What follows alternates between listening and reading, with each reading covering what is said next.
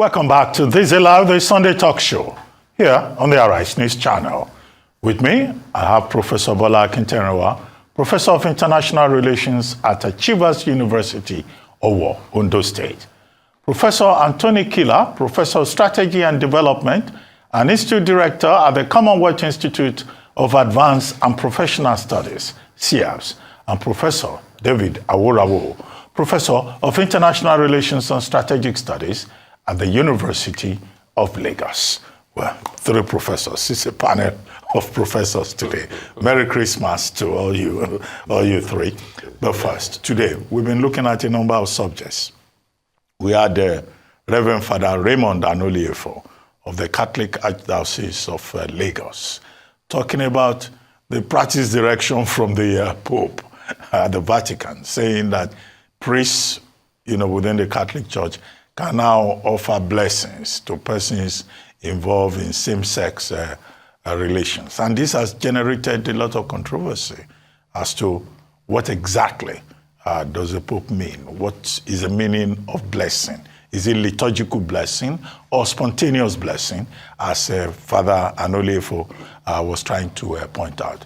And then we've also looked at a number of other contemporary issues. First, the 50% reduction in transport fares on 28 routes by President Tinubu as an expression of love and empathy during this Christmas period, so that even professors can go to their hometowns and villages from Lagos or from Onitsha to elsewhere to celebrate Christmas. And also, of course, Angola pulling out of OPEC in protest against the production quota of 1.1 million barrels per day. And Dr. Nnameka Obiariri, who addressed these subjects, said, in fact, Nigeria should go the way of Angola and pull out of OPEC. And he had a number of suggestions about how Nigeria can add value and take advantage of pulling out of OPEC, although I was very skeptical about Nigeria's capacity to add value to anything, because it looks like we just like to export what we have and then import what we have back from elsewhere, eroding value that we could easily have added. But let me start with you, Professor Akinterinwa. You are one of the leaders of the Celestial Church of Christ, in Nigeria and worldwide. Now, what do you think of the position of the Pope Francis? And is it the same position with the Celestial Church? Is the Celestial Church favorably disposed towards blessing same-sex couples? I would like to address your question at three levels. The first level, based on what the Reverend Father told us. Second, you raised the issue at the level of Celestial Church of Christ. Thirdly, the situational reality on ground. You see, in terms of situational reality, Ebenezer Obey, in one of his songs, said, "Ohun tí ó dá, má gbàyàwó ọ̀rẹ́ rẹ̀, ojú ló fi ń tini, ó banijẹ́ láwùjọ rẹ̀." What does that mean? Ebenezer Obey say, what is not good is not good. You can give it any name. The Reverend Father Raymond can talk about liturgical blessing. He can talk about informal blessing. He can talk about spontaneous blessing. Does God intend, does he have the wish that he's going to bless people on the basis of the distinction between liturgical blessing and all others? What is not good is not good. The Bible talks about the marriage of a man and a woman. Now, the issue of same-sex marriage is a new development.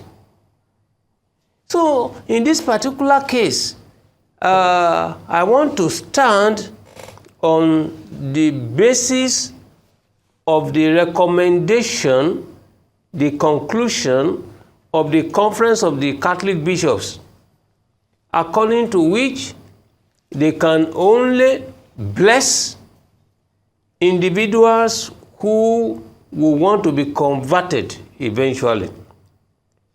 But when we come to the second level of the analysis, what the Reverend Father said, I do not certainly agree with rationalizations. Initially, people say, look, the Pope Francis, didn't mean that, or he had a different meaning. But I'm happy when the Reverend Father took us back to 2017, 2019, 2020. I'm happy that he was able to tell us about developments in Germany, where already this same-sex marriage has been legalized. It is there. Now, the issue is that the purpose of this Pope Francis statement is to get more followers for the Catholic Church. You know, the people are leaving all these traditional churches, particularly the Catholic churches. You know, statistically, I wouldn't have the exact figure, but they've been losing. So they go to all these, you know, new churches, and they will now want them back. But what the Pope has done actually has defeated the purpose, bringing more people. But the church is so divided. People are criticizing. I agree with the African Catholic priests who now say, no, this is against our culture. Malawi, many churches, many countries have banned. You rightly pointed out too, Dr. Abati. You know, the second speaker actually called you about 23 times because you were always insisting on your own position. But he tried to draw your attention back, say, Dr. Abati. Every 3 statements he made, he will call Dr. Abati to ensure that you are concentrating, you are following him. So I like him because he wanted to make that particular point, although he was not talking about same-sex marriage in his own case. But the emphasis he had was very encouraging, at least for we that are professional students. You see, the critical point there for the Pope, I want to say that it's not clarification, it's not rationalization that is the issue. What is not good is not good. It is anti-Bible. You cannot say you want to bless individuals and you are not blessing the marriage. Afterwards, the creation of man, a woman was carved out of the man to make them one. Go and procreate. Sex marriage does not have that. And at the end of the day, this Christianity that was brought to us from outside of Africa is an expression of Western culture. You cannot come and impose your own culture on us here. It's not. So in this case, you like sex marriage. Keep your sex marriage in your country. Don't export it to Africa. I remember that the United States made a foreign policy statement according to which that countries, in fact, they threatened Nigeria that, look, you are making law against that. It's on record. Why would you want to sanction a sovereign state like Nigeria to say we cannot make laws? So you see, the bottom line is that there's a law in Nigeria. It's not a bill, a law. You rightly pointed out to it. 14 years. Let any priest, whether it is liturgical blessing, whether it is spontaneous, whether it is informal blessing, you do it, then the law will catch up with you. And now when you look at the 50% reduction, please, I will simply say, I have always been a victim of discrimination. There's nothing they have distributed, given to anybody in this country that they have considered an ordinary person like me. We have been suffering. They discriminate against me. No, Prof, you can travel to Ibadan on a free train ride.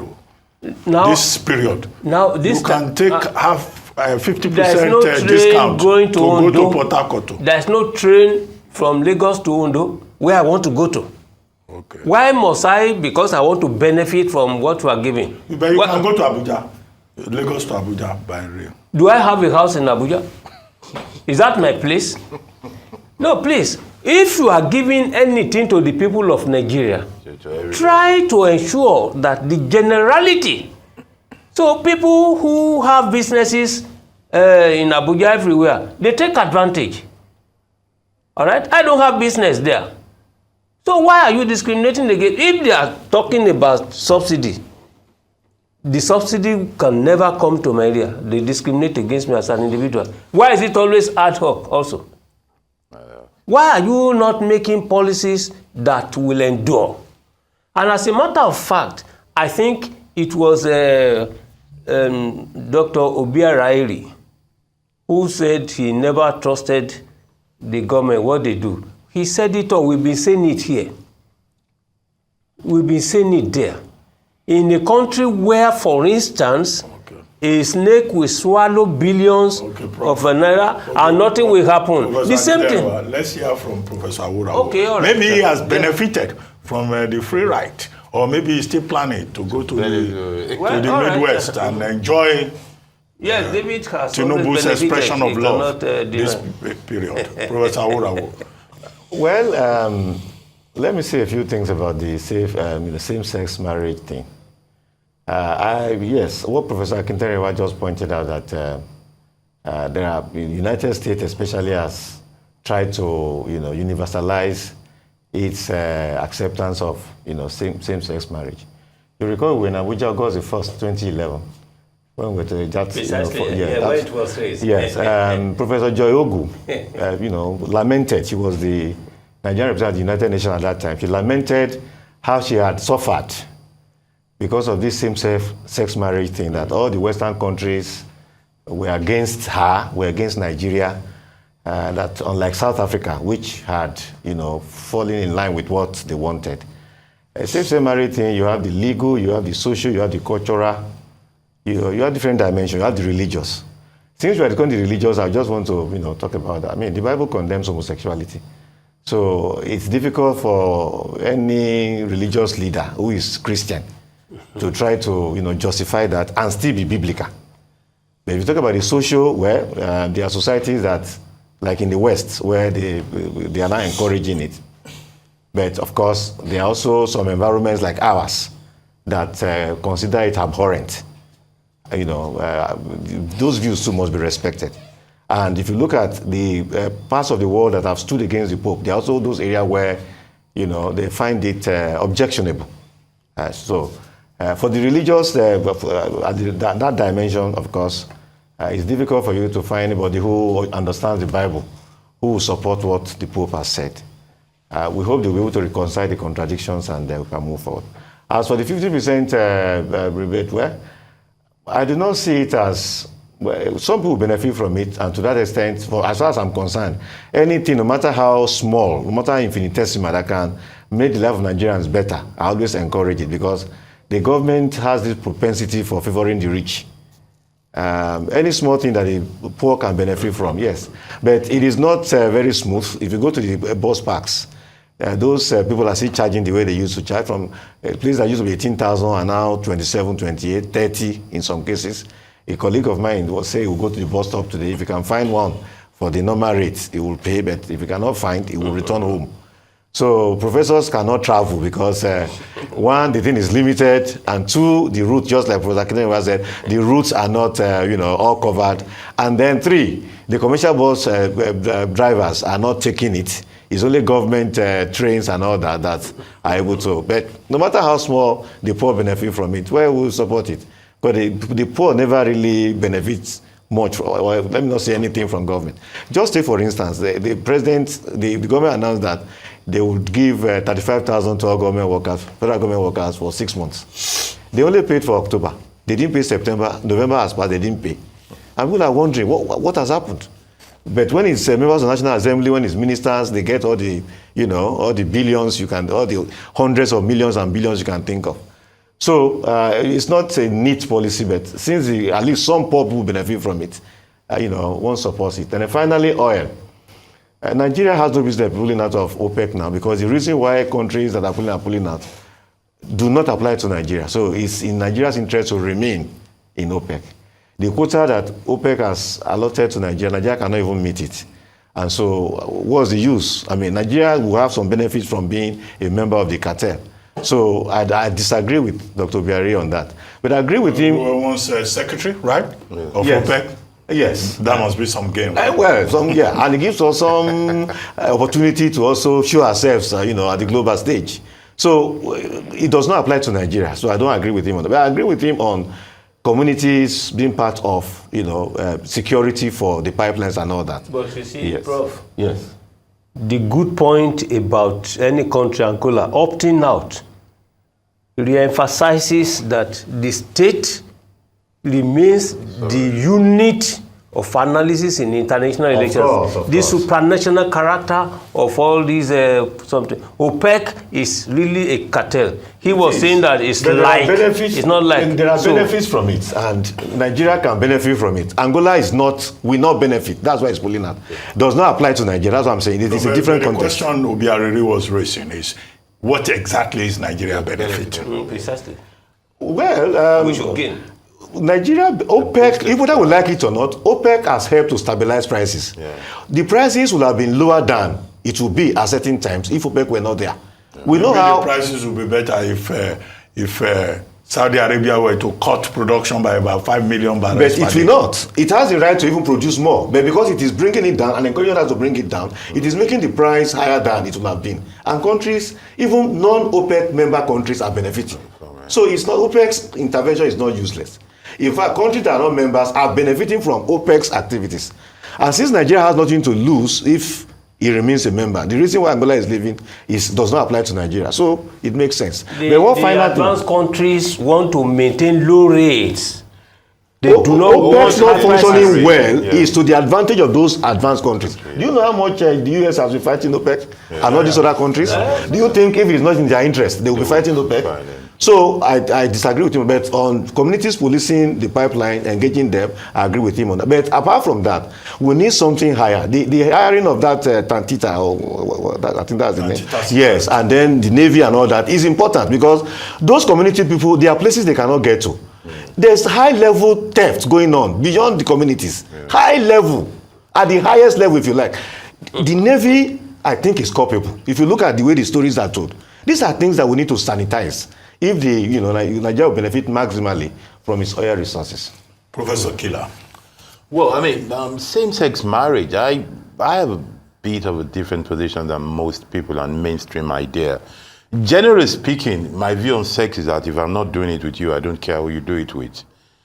So this fixation, obsession of who people have sex with, I think is overrated. I understand generally there's an instinct for conservation, because same-sex marriage, same-sex marriage or not, does not work towards procreation.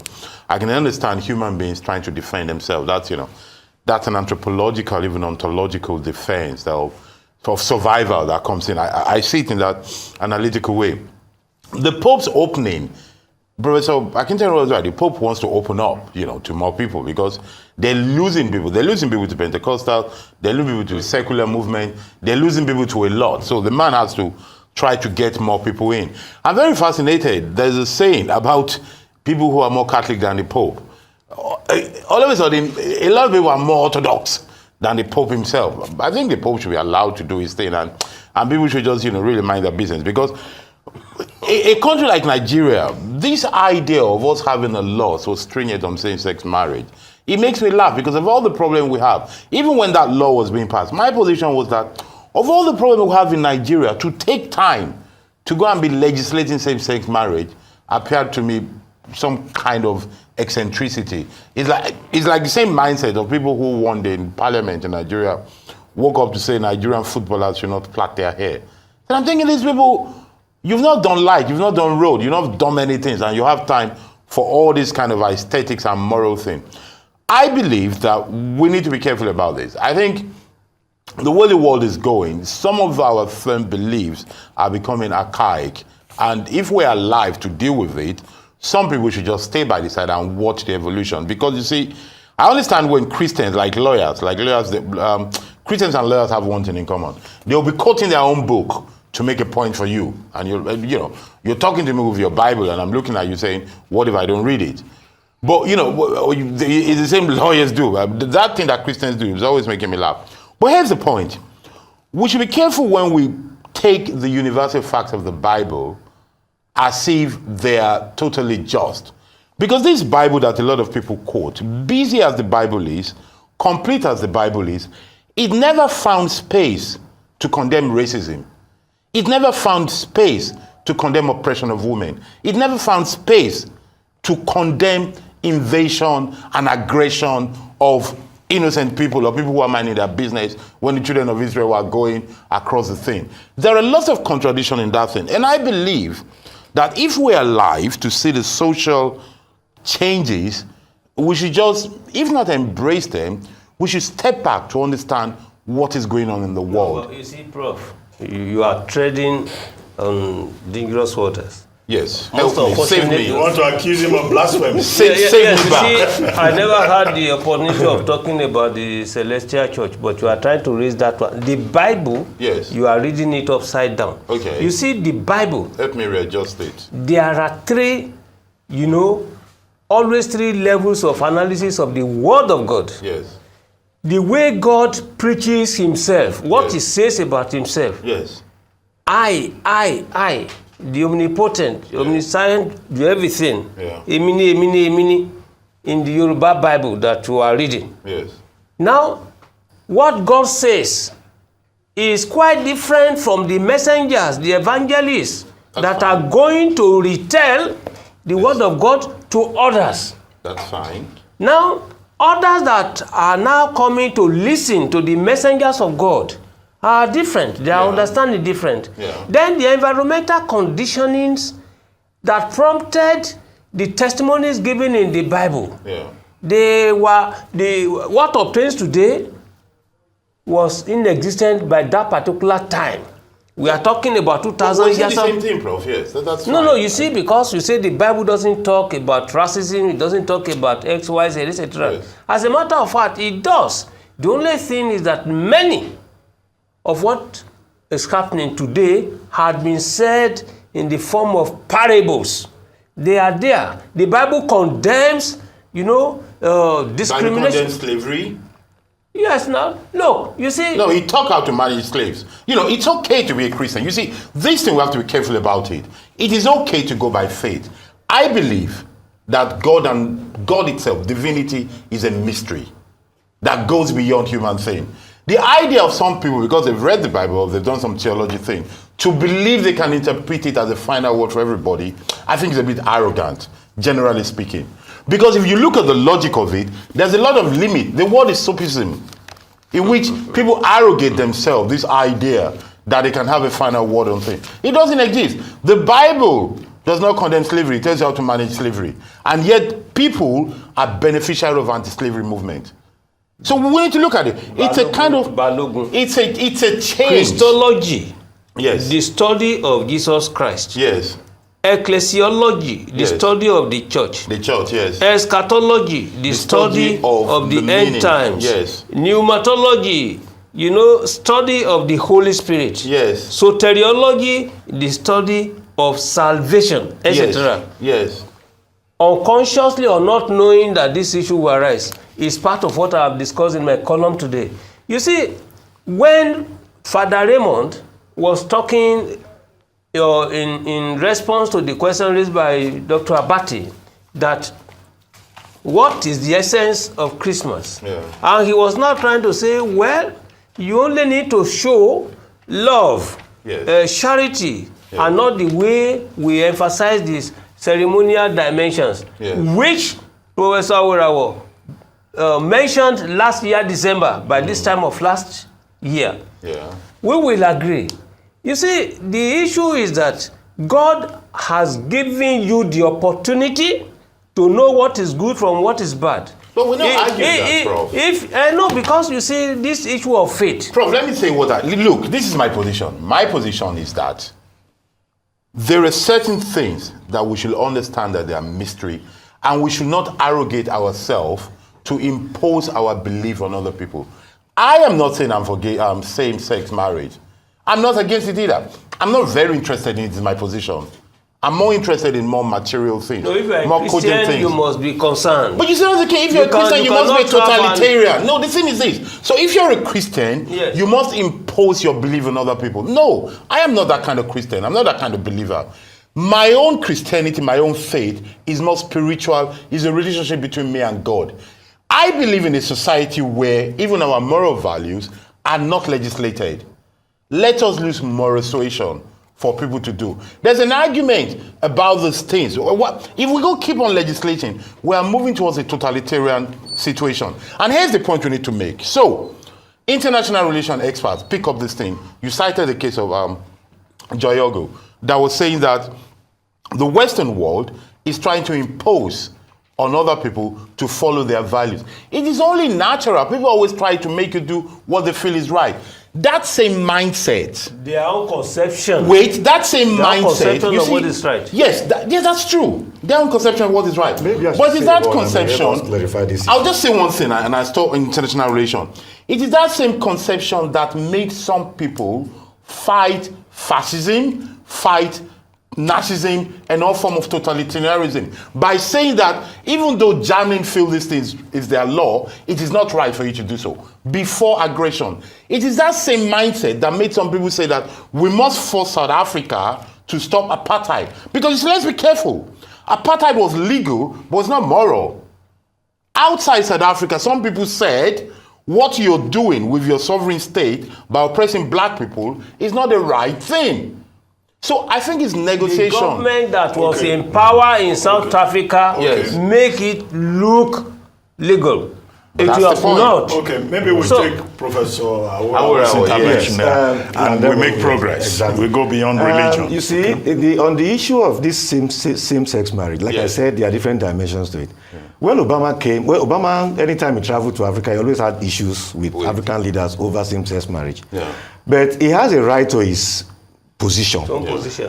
Nobody queried whether Obama had the right to support gay marriage. Yeah. The reason we are making the comments we are making is because it was made by the Pope. Yeah. And the book which defines Christianity, which the Pope presides over one of the largest community, condemns it. Yes. So that is the point we are making. As for the social dimension, your own position, Yeah. we agree that people are free Generally to speaking. hold their position. Yeah. But we are wondering why a Pope, Yeah. who preserves the Catholic Church, the largest, and the book that is the basis for that faith, says homosexuality. That's why we're making the point we're making. And that's I think why- we can just And we sum can it leave up it that at way point. by saying that we're trying to teach the Pope to be Catholic.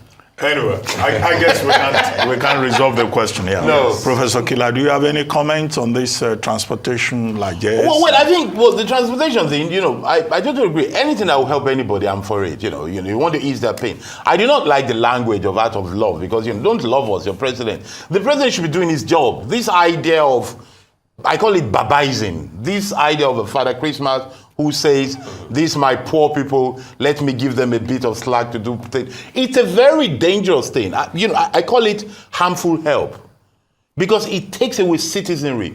What we should be looking for is a sound economy, efficient system, transparent process. Not favor, not somebody who says, out of love, let me give you this. It is creating a generation of beggars and the needy. Let us look for right, not privilege. Make the system work. Don't dash things out. And one thing, and I want to viewers to follow me because this is a complex issue, but I'm very passionate about it. This idea that somebody wakes up one morning and say, as from tomorrow, there will be a 50% rebate on this. It worries me because we have the benefit today, but tomorrow somebody is going to do it and say, as from tomorrow, 50% of all your money will belong to me. It's an echo of a military regime where somebody just, what's that thing, with automatic alacrity. Somebody just wake up and give law. In democracy, you plan, you propose a bill, you deliberate, you show us where the money is coming from, you show us how much exactly is going to be spent and what is going to happen. Balogun, come to Celestial Church of Christ. you see, Celestial Church of Christ is the last boat of salvation. I shall be there. And why it is so, you see this issue of a same-sex marriage. Huh? Some people. No, yes, because that's the question you asked. No, it took us to the that's the question. transportation. Yes, transport is the same thing. Okay. The problem, look, you should ask yourself why the can't. boat of salvation, would there be a discount on transport fare? For the If a whole prime minister of the United Kingdom can afford the luxury of saying Nigeria is fantastically corrupt, you need to, investigate. Ask why.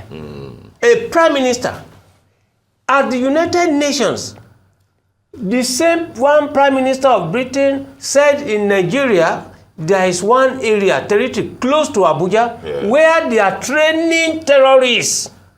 He said so in the General Assembly. What happened thereafter? Nothing. Nothing. So yes, so that's why we are coming back. You need to come back to the church. Let's move away from the Pope, from transportation, from Tinubu's love for poor people of Nigeria, and let's go to a state where I guess they need salvation. Some elders of Rivers State have approached a federal high court sitting in Abuja to declare the purported peace agreement brokered by President Bola Tinubu between Federal Capital Territory Minister Nyesom Wike and Governor Sim Fubara unconstitutional. They stated that the said agreement, which was signed on December 18, was not only illegal, but amounted to an usurpation, nullification, and undermining of the extant and binding relevant provisions of the 1999 Constitution as amended. The plaintiffs, led by a member of the Rivers State House of Assembly, representing Bonny State constituency, Victor Jumbo, include Senator Bene Birabi, Senator Andrew Uchendu, Rear Admiral O.P. Fingesi, Ankil Briggs, and Emmanuel Daima. They're also asking the court to order the Independent National Electoral Commission to conduct fresh elections to replace 27 lawmakers who defected from the People's Democratic Party to the All Progressives Congress. Earlier on, some youth groups have threatened to occupy all facilities and shut down the nation's economy if Governor Siminalayi Fubara is not allowed to fully take charge of governance in Rivers State. The protesters are calling on President Bola Tinubu to allow Governor Fubara to lead the state without interference. Udwa Patrick filed this report. These protesting youths are here to express their dissatisfaction over the recent agreement signed by Governor Fubara. They want the Minister of the Federal Capital Territory, Nyesom Wike, who they allege is interfering in the business of the current administration, to let go of his supposed hold on the state. They also want President Tinubu to ignore all that have been said about the governor and allow him govern the state. These youths believe they voted for the president and they want him to yield to their plight. They are threatening to occupy all facilities and shut down the economy. Whatever shady deal anybody has with him, we don't want to know. We are saying soon should be allowed. The oil facilities, if you want this country to move on successfully, allow him to govern Rivers State peacefully, so that whatever thing that goes wrong, we can hold him responsible. You are distracting Siminalayi Fubara. Rivers will rise, and you will not be comfortable. And the government under Tinubu will not be comfortable in Nigeria. We appeal to you to avoid casualties in this country, to avoid the safety of oil wells. Leave Niger Delta governors, leave Ijo governors, leave Rivers State governors. Leave him alone to govern Rivers State. Any attempt, it is not a threat. We are more than 3 million youths here today. We are going to occupy all the oil facilities and we are going to shut down the economy of this country. The Constitution of the Federal Republic is explicit. When lawmakers have defected from the party that elected them without problem in their party ab initio, their seat stands vacated. And as of today, their seat is vacated. So that resolution is anti the Constitution, so it will not work. Secondly, any attempt to return any commissioner that resigned voluntarily from his cabinet. Rivers youths, Ogoni youths, we shall mobilize more than these people that are here to occupy all the oil installations in this country. We shall also occupy this government house, and there shall be no government activities. There are capable young Rivers youths who can mount these offices and do better. Those that resign were not loyal ab initio to the governor. They are the ones sabotaging the governor's promises to Rivers State. Yeah. We want to send a very strong message to the former governor of Rivers State to allow Governor Siminalayi Fubara rule and reign in peace. The youths also say they will shut down the Port Harcourt International Airport if the governor is not allowed to govern. And we are saying respect the will of the youth. We are in a democratic setting where we know government is all about people. Government by the people, for the people, by the people. The people have come out to cry to you, express their feeling to you. Listen to our cry. We are appealing to you, Mr. President, to listen to our cry. We all voted you in Rivers State, not only the minister. Millions of Rivers youth vote you. You need to hear from us. They have elected the Governor Siminalayi Joseph Fubara, to provide infrastructure, to provide quality education, quality health care. It's not to protect structure. On the 1st of January 2024, they will occupy every nooks and crannies of Rivers State of the Niger Delta. All the oil facilities in Rivers State, they will occupy International Airport. For over 2 weeks, there has been unrest and series of protests following the political crisis around the same Fubara-led administration. The youth want peace and want Governor Fubara to be in charge of the state. Okay, the River State trouble is very well known.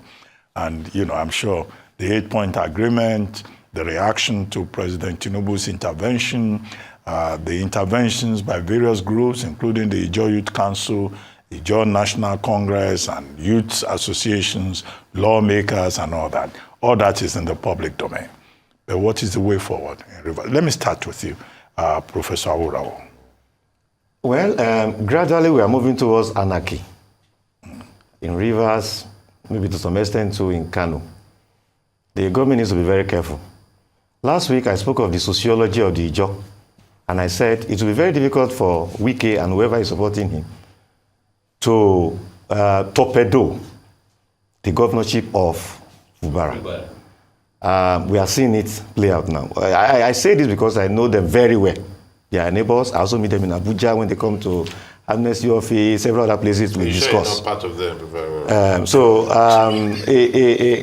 The government needs to tread very carefully. The people are right, largely. Talking about certain parts of that 8-point that is unconstitutional. You leave your party for another one, and there is no division. Nobody can point to any division now in the party and in PDP, from which they moved. And so when you now say the return, how constitutional is? So there are many aspects of what they have said that is correct. The government needs to tread very carefully so that some retraction of some of these things can take place and peace and stability can be established in Rivers. Because if things go topsy-turvy, it will affect Rivers, affect Nigeria's stability, affect Nigeria's economy. I recall that when President Buhari announced that he was going to cancel the amnesty program, they had a problem like this. He was forced to reverse, that position. So President Tinubu and all the Wike and the rest, they need to tread carefully and handle this matter maturely, and not want to go winner takes all. Because the whole thing is about whether Fubara would come to APC and all that. They should tread carefully. The space should be broad. There should be dissenting voices, and they should be able to accommodate all of them. They should know that the genesis of Nigeria's political problem from the First Republic arose from politics of intolerance, politics of bitterness, and attempt to take it all. We saw what happened in the western region between Balewa and all that. Yes. So that stability can be restored to Rivers, and by extension maybe Kano and other places where we have this tendency towards anarchy trying to play out. Professor Killer? The tendency towards anarchy is real. I mean, you talk about Kano, you talk about Rivers, Ondo is there as well. So yes, we all have to be very careful. I knew this thing of running to the president, this thing didn't all go well. This idea of people having problems with their states and the president has to step in. I knew it wasn't a good thing. I can appreciate why the president is stepping in because, it's better to do something than to do nothing. But, we might have to review that now. I think the best thing is to work within the frame of the law and above all common sense. The major problem we have in Rivers is the idea of winner takes it all, zero-sum game. That's the problem there. When you say there is space for everybody, no, there's no space. These people have put themselves in a position where Wike wins, Fubara is out. Fubara wins, Wike is out. And that's a very dangerous place to be in politics. With the current situation, I say trajectory in Rivers State where Wike becomes the leader of the APC if he moves. Or even before then, whilst he has not moved, he's de facto the leader there. So he has created a historical position in Nigeria, at least in this republic, where one man is the leader of government and is the leader of opposition in the state. So with this, these are the kind of strange things. So I think we need to really think about this and maybe go to Professor Akinterinwa's Church for Salvation, because the way this thing is going on, we need serious deliverance and prayer. The Celestial Church is there for you. It's there. I shall be glad to visit it. You see, there are three critical issues we should address. The first one is that we are confronted with a special challenge where an individual is more powerful than the institution. Absolutely. Wike is the individual now and is calling the shot. So when will Nigeria actually be governed on the basis of institutions rather than on the basis of individuals? The second issue is that I remember having edited one book entitled Bola Ahmed Tinubu and the Struggle for True Federalism many years ago. Now, Tinubu was talking about the need for true federalism. True federalism. Now, we are confronted with the problems of lack of true federalism. Yes. Now, if the states, the constitutive states of Nigeria, are allowed to operate, then there wouldn't be any basis for Wike to be the leader of opposition and also be in government simultaneously. That is an issue that we need to address. Perhaps more interestingly, when I look at those protesting, I ask myself, are these people different from the 2 million march in Abuja under Sani Abacha? If they are not sponsored, if truly they are protesting, I will go along with Professor Aworawo's cautioning the government to be more careful. You see, the major problem there is that those who are protesting now, they say they will make life unbearable, they will shut down the airport, they will, disrupt the growth, the development of the economy, and so on and so forth. They are saying this openly. This is a direct threat to national security. Now, how are we going to address that? Those are the critical issues I think we should be addressing ourselves to. Okay, just before we wrap it up, let's take one more subject, briefly. Moving on. The National Bureau of Statistics has reported an increase in Nigeria's unemployment rate to 4.2% in the second quarter of 2023 from the 4.1% recorded in the first quarter of 2023. According to the Nigerian Labor Force Survey for Q2 2023 released in Abuja on Thursday, the NBS defines the unemployment rate as the share of the labor force that is not employed but is actively seeking work and is available for employment. The report highlighted the unemployment rates concerning educational attainment. It indicated that the rate among persons with post-secondary education was 8.0% in the second quarter of 2023. Well, the report doesn't give the full details because you also need to look at people who are underemployed, and people who are trained but cannot get jobs. And so, but they've been managing the figures 4.2, 2.3, this and that. And the absolute figure is probably over 50%. Professor Killer. I think it's good we have this kind of data, but when we talk about institution building, I want us to be very careful about one thing when we throw out data. In strategy, there are two things we look at: resonance and credibility of data. If you look around you in this country, you don't see 4% unemployment. You see a lot more. I want everybody to know, the people you know, people sending you CV, people graduating, non-graduate. It is important that when we throw data from important offices like the NBS, they should reflect what people are feeling. Because when they don't, people will start discarding them. And that is how institutional falls. I believe 4.2% of unemployment is underreported.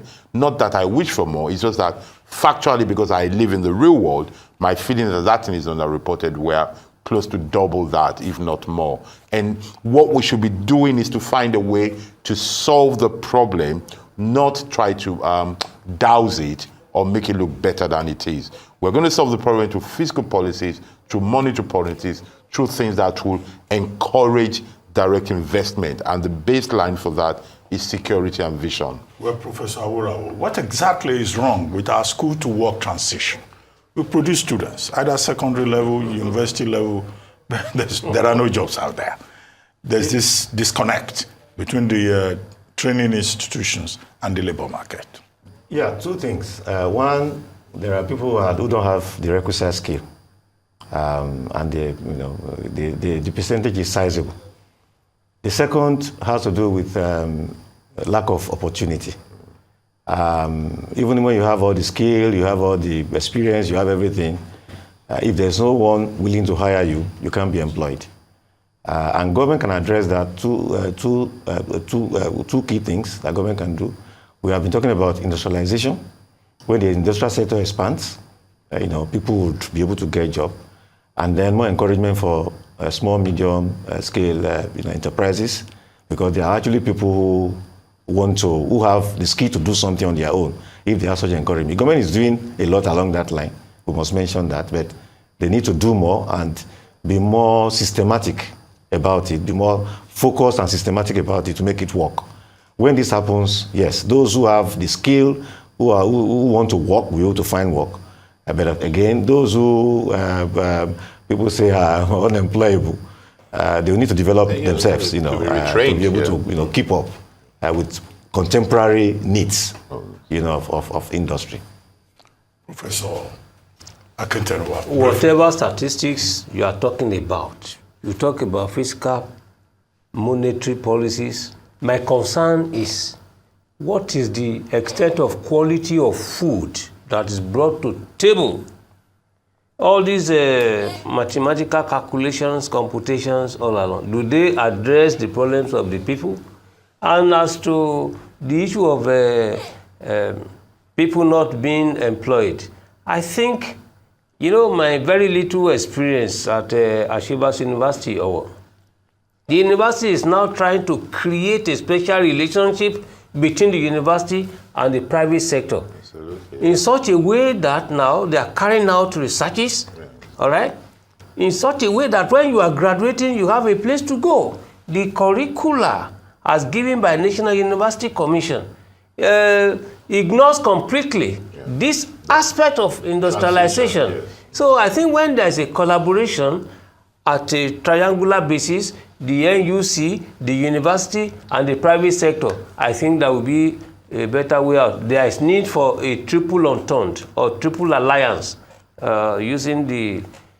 Yes, we used to have that in Nigeria. Well, I remember that in those days. Yes. By the time we were in final year in those days, you have these companies coming around to recruit. But you see, even the NYSC camp was a ready, recruitment space. The economy was ready to employ. The problem was productivity. Yes, the economy is contracting. A lot of industry parks have been taken over by churches. No, they are training people. Did you get that? That the churches have turned the warehouses into worship centers. Is Balogun in Ekiti? and it's also deeply involved in that one. So you cannot come here and be accusing the churches. Let me just also add that the NUC new curriculum actually encourages that. There's a portion that now focuses on that, you know.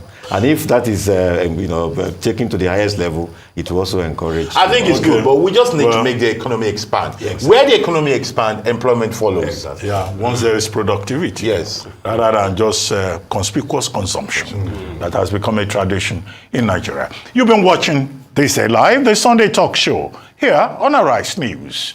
I'm Ruben Abati from our entire team here in Lagos. It's bye for now, and thank you very much for watching.